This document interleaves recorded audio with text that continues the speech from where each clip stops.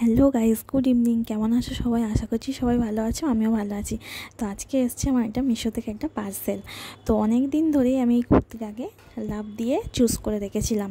তো নেব করে আর নেওয়াই হচ্ছিল না। তো ফাইনালি এটার একটা অফার চলছিল।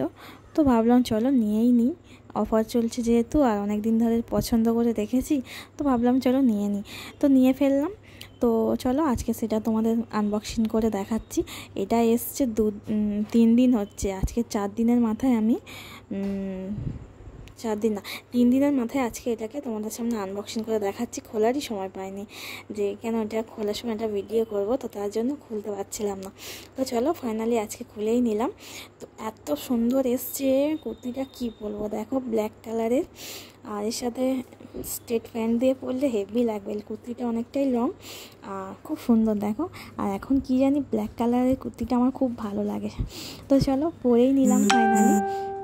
তো আমার এক্সেলের কুর্তি লাগে, তো এখন আমার একটু মোটা হয়ে গেছি বলে আগের থেকে ডবল এক্সেলের নিতে হয়। এক্সেলটা একটু টাইট হয়, তো ডবল এক্সেলের নিলে আবার একটু মারতে হবে। দেখো অনেকটাই বড় এসছে, তো ওটাকে আবার ফিটিংস করতে হবে। তো কেমন লাগলো বলো কুর্তিটা তোমাদের?